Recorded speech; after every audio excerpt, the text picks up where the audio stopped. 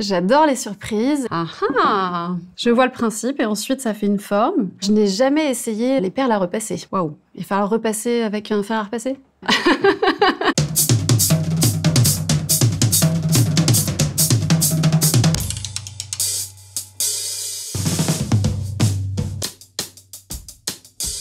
La Fugue, c'est mon dernier roman, le 11e. C'est l'histoire d'une femme qui, un jour, décide de fuir, de partir, de changer de vie et de se remettre au centre de sa vie pour devenir enfin celle qu'elle devait être.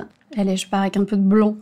Je fais la couve de La Fugue. C'est une histoire que je portais en moi depuis très longtemps. J'ai un vrai appel de liberté qui est viscéral et quand je me sens enfermée ou étouffée dans un lieu, dans une vie, j'ai besoin d'aller respirer. C'est pas si mal, parce que je vais pas tout remplir. L'idée, c'est une branche dans le coucher de soleil, plutôt violette foncée, avec la lumière qui descend.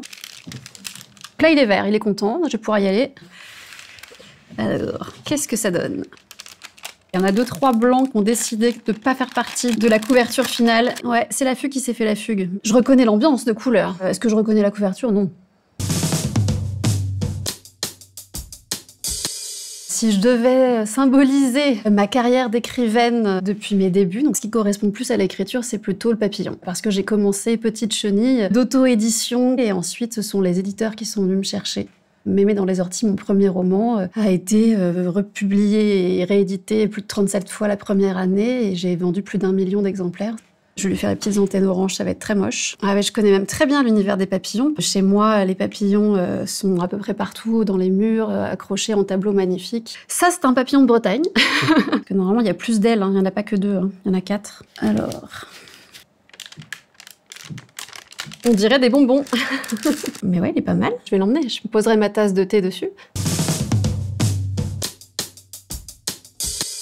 Alors, on va aller sur du blanc, du violet, parce que c'était ma couleur préférée petite, du gris, parce qu'il y a des jours où ça va moins bien. Je me nourris, j'écoute des podcasts, des émissions de radio, des livres, Annie Ernaux notamment et son Atelier Noir, Virginia Woolf, mon livre de chevet, Franz Kafka dans sa biographie. Je me découvre de plus en plus spirituelle. Depuis le premier roman, le thème principal de mon livre, c'est la transmission. J'apprends tous les jours et je me sens libre. Si je peux partager ça, c'est mieux. Et La Lignée particulièrement, c'est un roman qui s'adresse aussi à tous ceux qui ont un rêve intime et qui osent pas y aller. En tout cas, c'est des jolies couleurs. Je crois que c'est pas mal, hein. Là, ça colle. Ah mince!